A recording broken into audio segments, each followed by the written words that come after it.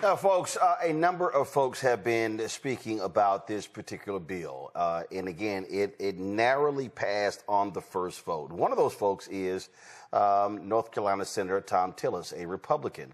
He voted against the bill. Donald Trump then threatened him, saying, he blasted him, saying he was going to find somebody to run against him next year for re-election. Tillis then announced that he was going to retire and not seek re-election. Well, that then caused him to take the muzzle off, and he went after this bill and the impact, especially in Medicaid, on his state. It's amazing how he found courage after he chose not to seek re-election. Just listen to some of what he had to say. So we had 3 different conference calls with CMS, with Oz on the phone and on the video, and me on the video. And I said this, guys, I would love nothing more than you to prove me wrong. I would love nothing more for you to tell me it's not $26 billion or $30 billion, that it's $2.6 billion or $2 billion or $200 million. But after 3 different attempts for them to discredit our estimates, the day before yesterday, they admitted that we were right, that between the state-directed payments and the cuts scheduled in this bill, there's a reduction of state-directed payments, and then there's the reduction of the provider tax. They can't find a hole in my estimate. So what they told me is that, yeah, it's rough, but North Carolina's used the system. They're going to have to make it work. All right, so what do I tell 663,000 people in 2 years or 3 years when President Trump breaks his promise by pushing them off of Medicaid because the funding's not there anymore, guys? When the White House, senators advising the president are not telling him that the effect of this bill is to break a promise. And you know, the last time I saw a promise broken around health care, with respect to my friends on the other side of the aisle, it's when somebody said, if you like your health care, you can keep it. If you like your doctor, you can keep it. We found out that wasn't true. That made me the second Republican Speaker of the House since the Civil War, ladies and gentlemen, because we betrayed the promise to the American people. 2 years later, 3 years later, it actually made me a U.S. Senator because in 2010, it had just been proposed. And just anticipation of what was going to happen was enough to have a sea change election that swept Republicans into the majority for the second time in 100 years. Now, Republicans are about to make a mistake on health care and betraying a promise. It is inescapable that this bill in its current form will betray the very promise that Donald J. Trump made in the Oval Office or in the cabinet room when I was there with finance, where he said we can go after waste, fraud, and abuse on any programs. Now, those amateurs that are advising him, not Dr. Oz, I'm talking about White House healthcare experts, refused to tell him that those instructions that were to eliminate waste, fraud, and abuse all of a sudden eliminates a government program that's called the provider tax. We have morphed a legal construct that admittedly has been abused and should be eliminated into waste, fraud, and abuse. Money laundering. Read the code. Look at how long it's been there. I was Speaker of the House. I refused to do it. When I left North Carolina, I said, we're not going to do a provider tax. I left it at 2.5%. Now it's 6%. Mistake on the part of the leadership. And frankly, I know my friends are probably going to think I'm a little bit crazy here, but I actually passed a law that made it illegal to expand Medicaid. Why did I do that? Because I was convinced someday we would be here. And I would have rather found a way to get more people on Medicaid at the standard FMAP than having this 90-10 match and watching it disappear and taking away desperately needed health care. Wow. Courage. Boy, it would have been great if he said all of that before announcing his retirement. Folks, there's so much to unpack that is in this particular bill. It is an absolute giveaway to rich folks in corporate America. It screws low-income poor people. And all of these so-called evangelicals on the right, oh, they are loving it. And it's really shameful. And so there's a furious effort on the part of Democrats to flip a couple of Republicans to vote against this and kill this bill. Joining us now, Dr. Ome Congo Dibinga, Senior Professorial Lecturer, School of International Service, American University, author of Lies About Black People, How to Combat Racism, out of D.C. Dr. Larry J. Walker, Associate Professor, University of Central Florida, out of Orlando. Michael Imhotep, host, African History Network show out of Detroit. Glad to have all three of you here. Larry, I'm going to start with you. The thing here is we saw what happened over the weekend. Deals were cut with people like Alaska Senator Lisa Murkowski that would do various carve-outs for her particular state. Well, the Senate parliamentarian overruled those, saying those cannot be used when it comes to reconciliation. For folks who don't understand the Senate rules, by reconciliation, they could pass it with a simple majority and it not require a 60-vote threshold. So that's why they're using the reconciliation way. So that's out of the window. So what are you going to do, Lisa Murkowski? Senator Susan Collins, she voted for this. Of course, we know Senator Thom Tillis voted against it. Senator Rand Paul voted against it. He was blasting it, saying it was going to massively raise the federal deficit, and that's what Republicans were always crowing about. So hypocrites abound. So it's interesting, Roland. This bill and debate has very reflected my time on Capitol Hill, where Republicans were fiscal hawks, right? Remember all that talk over the last several decades about, being responsible stewards.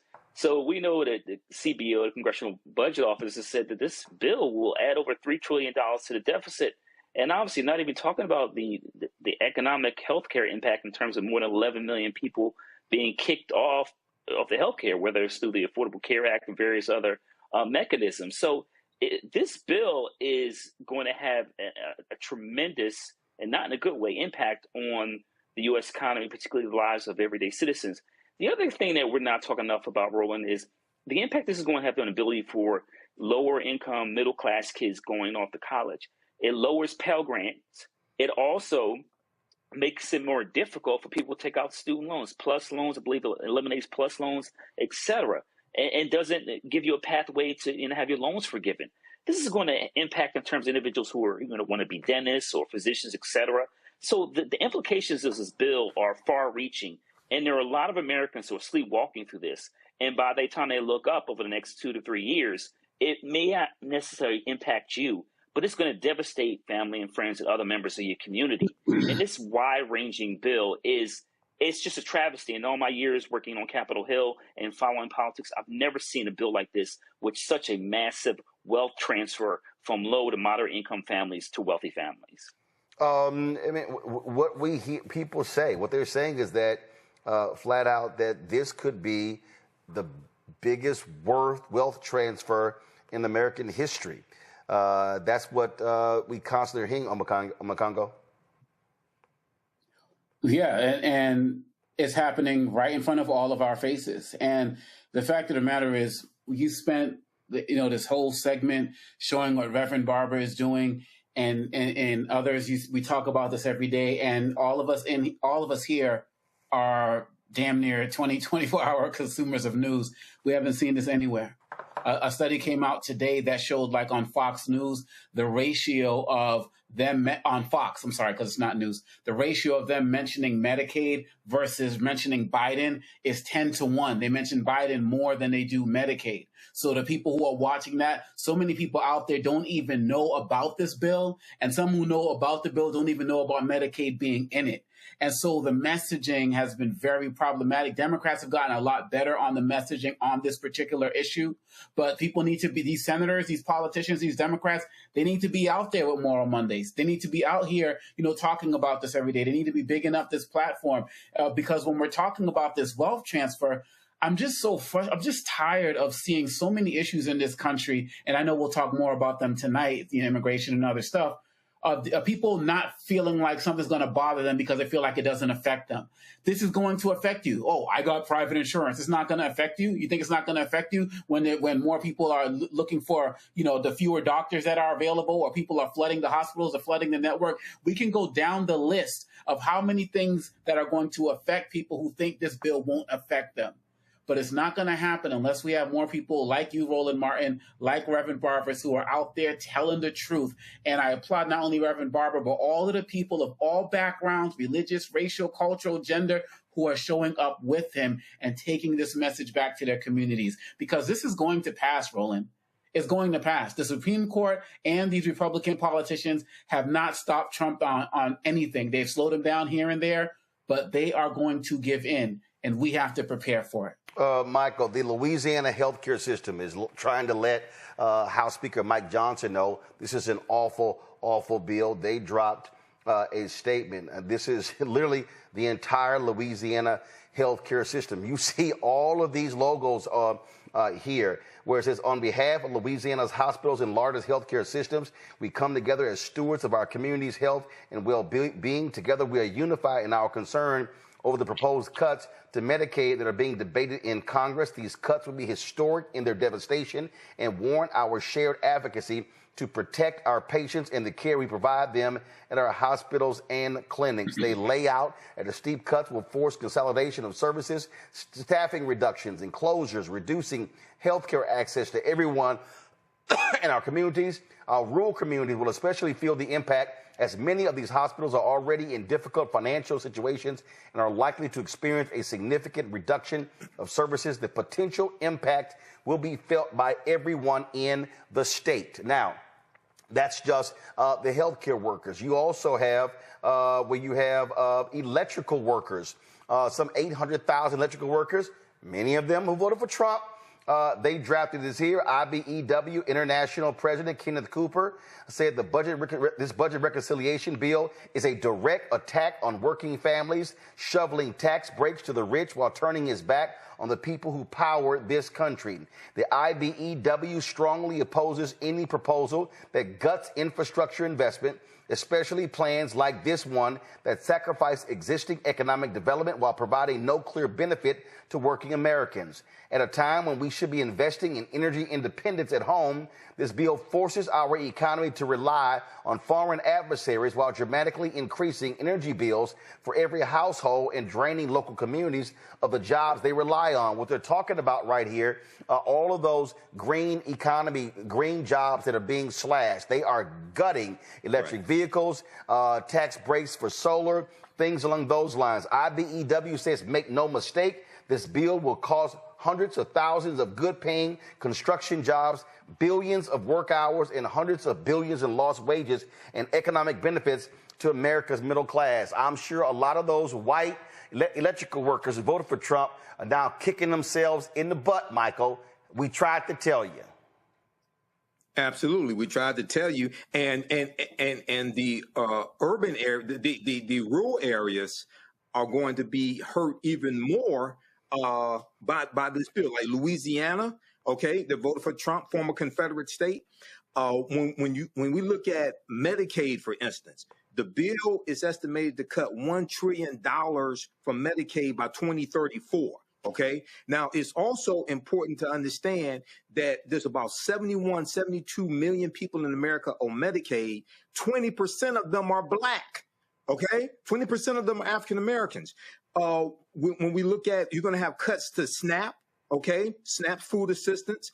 Also, as Reverend William Barber correctly stated, it's estimated that 50,000 people are going to die per year because healthcare is going to be taken away from them. The CBO, the Congressional Budget Office, estimates that 11.8 million people will lose healthcare over, by 2034. So this is horrific. I call it the big ass ugly bill. Okay, this is horrific. This shows the consequences of elections. But the other thing is, Roland, so this is the fiscal year budget. Have you heard anything about stimulus checks that some Black people said they were voting for Trump for? I haven't heard anything about stimulus checks. Because I saw interviews with idiotic black people saying that they were voting for Trump again because they wanted stimulus checks. There's nothing in here about that. But what's in here is going to devastate the African American community, but devastate America as a whole. We tried to tell you. We did. Also, let me go with the building trade unions. They also have come out against this bill as well. North America's Building Trades Union. This is from Sean McGarvey. The revised Senate draft released late last night is a massive insult to the working men and women of North America's building trades unions and all construction workers. This is not what they voted for. If enacted, this stands to be the biggest job-killing bill in the history of this country. Simply put, it is the equivalent of terminating more than 1,000 Keystone XL pipeline projects.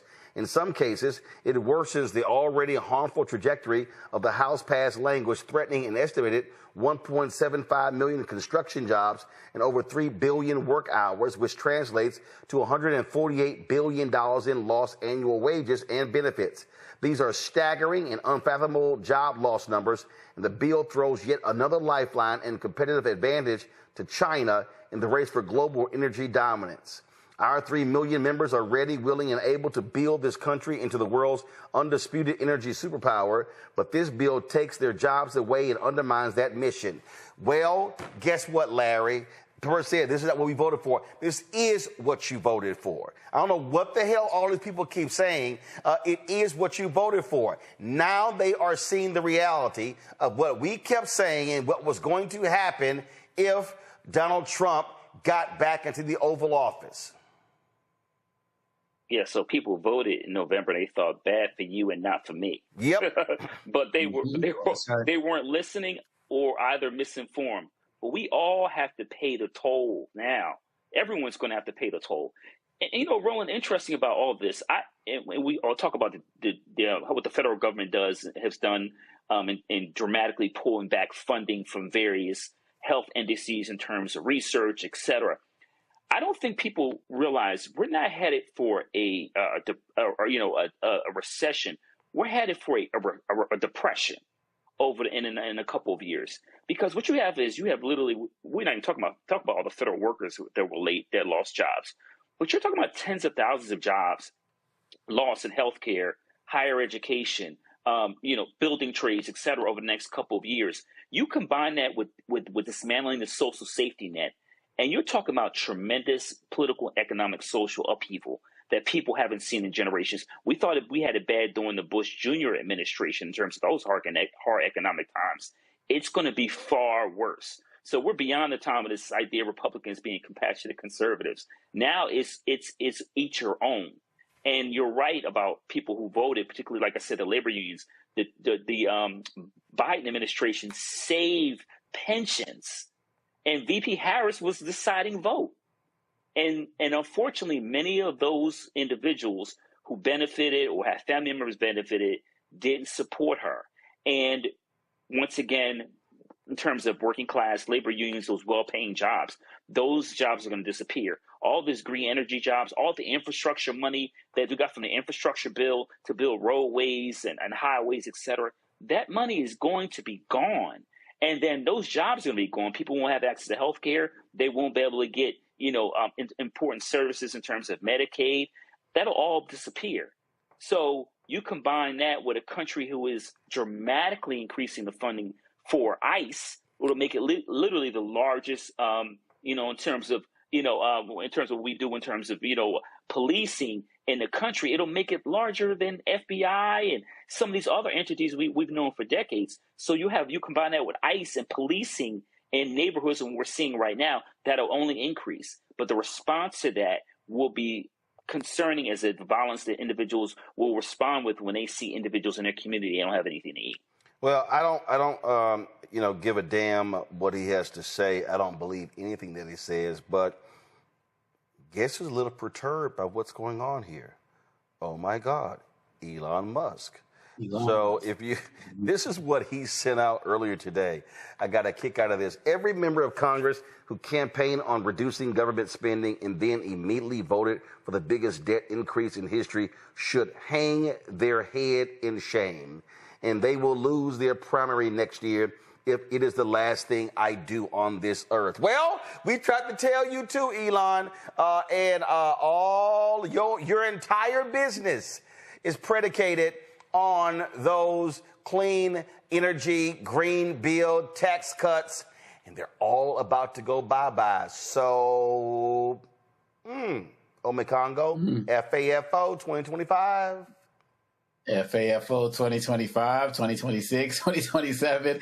And people need to be really clear. This man only cares about any parts of this bill that are going to affect Tesla and his other projects, period, bottom line. So when people are talking about, oh, even Elon Musk is mad about the debt, like, we're not that stupid over here. We know exactly what he's about. And so I get a little bit annoyed when I see all of these Democrats quoting him, even saying things like, even Elon Musk. I'm agreeing with Elon Musk. The dude has always been shady with everything and only cares about himself. And that's why, but nobody wants to call him out the way we call him out here.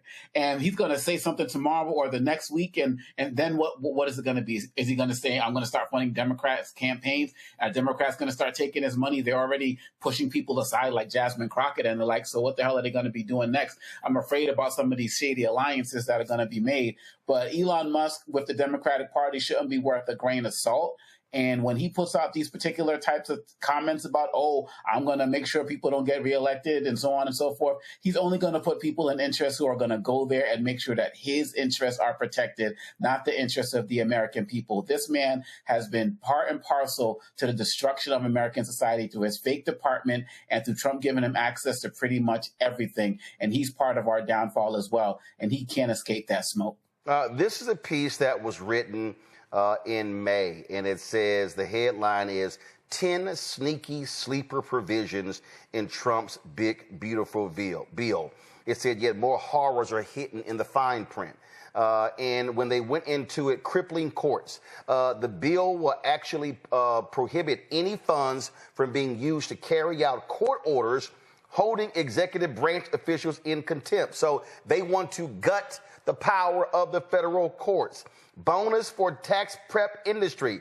Of course, they want to get rid of e-file, and they want to whack e-file, which is available to taxpayers in 25 states, because the tax prep industry hated losing billions of dollars. Guess what? They said the bill adds $45 billion to build immigration jails. They're going to spend, Samuel Singawe posted this, they're going to spend more money in this bill than was spent in the 1994 crime bill. Y'all better recognize what's going on. They are allowing the termination of the tax status of nonprofits if they define them as terrorist supporting organizations. They're going to slap that on everybody. They're going to block states from regulating AI for a 10-year period. So what happened to states' rights? Gutting the estate tax, weakening the child tax credit, expanding school vouchers, again, cuts to Affordable Care Act, and support for gun silencers. So it's so much crap in this bill that it's just insane when you begin to break it down, Michael. And again, folk don't pay any attention, and the numbers don't lie. So what should be happening, folks should be blowing up the phones of United States senators saying, you vote for this, especially those red state senators who are up for re-election. We're going to kick your ass at the ballot box next year. Absolutely. And, I think it was the doctor he just talked about, Dr. Larry, mentioned the pension dollars, the Biden-Harris interjecting $36 billion to save pensions for UAW, for the UAW employees, auto worker employees. It was 350,000 auto employees had their pensions saved because of the Biden-Harris administration. When you deal with some of those things that are hidden in this big ass ugly bill, You're absolutely correct. I've been seeing information about this. One, trying to weaken the courts. This deals with straight out of Project 2025 and the Unitarian executive theory, and trying to take more power away from the courts and give it to the president. And then also you talk about the $45 billion to build privatized prisons. People have to understand Core Civic and Geo Group, two of the largest owner-operators of privatized prisons in the country. They supported Trump in 2016, and they supported Trump again in 2024. Okay, and you have where some of these migrants are being housed are in privatized prisons owned by these corporations. Okay, now Donald Trump signed an executive order to unleash the police. We know that his Department of Justice has backed out of consent decrees with the Ferguson Police Department and also in St. Louis, Missouri, things like this. We know, again, they're taking a hands-off approach to policing. So you're going to unleash the police. You're going to build more privatized prisons, okay? And now, who you think they're going to put in there? See, this is an all-out attack on melanated people, and as I said a few days ago on my social media platforms, white supremacy and racism attacks all Black people, regardless of country of origin, regardless of language spoken, regardless of your religion. Okay, so some African Americans, some Black people think it's all right as long as Black immigrants are being attacked and locked up. No, they're coming for your ass also, because a lot of us, you can't tell, for a lot of us, some of us look like we could be immigrants, but to white supremacist, white nationalists and the Trump administration, all Black people are immigrants. They don't think any of us belong. Well, absolutely. And so the reality is, folks, what you are seeing, you're seeing a huge debate that take place in this country. And what we have to understand right now, what's going on here. And if there's one person who, you know what, I'm so sick of, I'm so sick of this man because, frankly, he's lazy as hell. And that's Democratic Senator from Pennsylvania, John Fetterman. Okay? This is literally what let me explain to everybody. This man gets paid to be a United States Senator. He complained earlier this week that they basically dogged him out so much he had to come back and attend committee hearings and do votes that he felt were irrelevant. Now he's whining about what's happening right now with the debate going on. I want y'all to listen to this. Listen to this. Did you get any clues on the floor about what time this might wrap? Oh my God! I just want to go home. I've missed our entire trip to the beach. My family's going to be back before we that. So, and again, I'm going to vote no. There's no drama. The votes are going to go. In fact, the only interesting votes are going to be on the margin, whether that's Collins or Johnson and those. But all the Democrats, we all know how that's going to go. And I don't think it's really helpful to put people here till when some ungodly hour. And again, thank you, sir. You can't go to the beach with your family. Okay, well, it's the margins. How about you stay there and you work on them, you talk to them, you push them, you prod them? This is just very simple. I mean, I don't really care, Larry. If John Fetterman doesn't want to do the job of United States Senator, then resign. Resign. And let somebody who actually wants to show up for work. Oh my God, I've already missed my family beach trip. This is just so rad. I don't know what to do. We're just here. It's just wasting time. I just want to go. I just want to go to the beach. Sounds like a spoiled ass brat. So, Roland, I have a serious problem. First of all, I'm from the Commonwealth of Pennsylvania, and Black folks tried to tell other people in the state of Pennsylvania before the election, and they voted him in, that it was a bad idea. So that's one. Secondly, I got to tell you, Roland, as a former congressional staffer that spent so many hours working on minute language and stuck on weekends working on bills and amendments.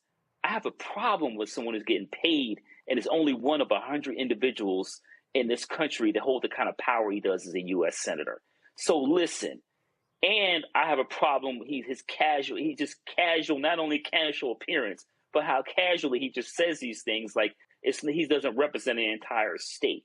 So listen, he needs to get it together. This is the job. You ran for office, you won a primary, and then you won a general election. And then you're rolling your right. If he doesn't want to be a U.S. senator, he can simply resign and let Shapiro, fill that seat and then set a date for a new election. And the people, my family members, et cetera, deserve someone who's more invested in the state and the needs of Pennsylvanians and Americans overall. But listen, I don't want to hear that. Like I said, there are far too many U.S. senators and us, again, my fellow, staffers who are spending hours working on this bill, working on all the details that don't get to go home, miss birthdays, holidays, etc. So he has the power to just chauffeur drop him an hour and a half away from wherever he is in Pennsylvania or Delaware, etc., Jersey, to go to the beach. So he needs to get over himself. He needs to do the job of U.S. senator, what he's getting paid for, and if not, he needs to step aside. Absolutely. All right, folks, hold tight 1 second. I got to go to a break. We'll be right back. Roland Martin Unfiltered on the Black Sun Network. Hopefully you learned a lot. This is a post that I did a few years ago dealing with Juneteenth, because after the death, after George Floyd was murdered May 25th, 2020, that next month, Juneteenth was celebrated, and a lot of people learned about Juneteenth. A lot of African Americans learned about it who really didn't know about it, especially up north, because we were dealing with COVID. A lot of people were home, and Juneteenth took on a new meaning.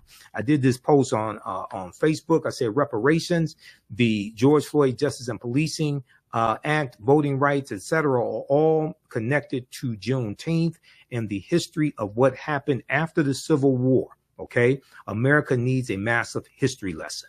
So happy Juneteenth, happy Texas Emancipation Day, Jubilee Day, Freedom Day, and the fight continues. Hopefully you learned a lot from this presentation. You can support the African History Network, $, the AHN show through Cash App. Visit my website, AfricanHistoryNetwork.com, AfricanHistoryNetwork.com, and just scroll down the page. We have information. We have my bundle pack of my lectures, 15 DVD bundle pack, and it's in digital download format. African History Awakens the African Mind for Mental Death. But also you can register for my online classes that I teach as well, Ancient Kemet, the Moors, and the Ma'afa, Understanding the Transatlantic Slave Trade, what they didn't teach you in school. You can download the lesson plan here. I do that on Saturdays, 4 p.m. Eastern Standard Time. But we also have my PayPal and Cash App information here. Okay. So this helps us keep doing the research, stay on the air, keep broadcasting, and you can click on the link here. This is our Cash App account, $, the AHN show. It'll say Michael. It'll probably show my picture there. These other ones are fake African History Network Cash App accounts. They've been stealing money from us. I'm still trying to get them shut down. When you click on our link here, this is our QR code for Cash App as well. So you can scan that if you want to support us. We definitely need the support that helps us keep doing the research, stay on the air, keep broadcasting, etc. And then also for PayPal, paypal.me/the AHN show. All right. Well, look, we have to get out of here. Remember, at the African History Network, we focus on educating, empowering, and inspiring people of African descent throughout the diaspora and around the world, because right now it's corrects wrong behaviors. Not over till we win. Wakanda forever. We'll talk to you next time. Peace. Thanks for watching today. Thanks for the birthday wishes as well. Okay. I guess 54 years went by quickly, I guess. So I don't feel any different today. I've lost, 35 pounds in the last couple of years, so I can fit back into clothes I haven't been able to fit back into in years. I worked out this morning, so I'm staying in shape.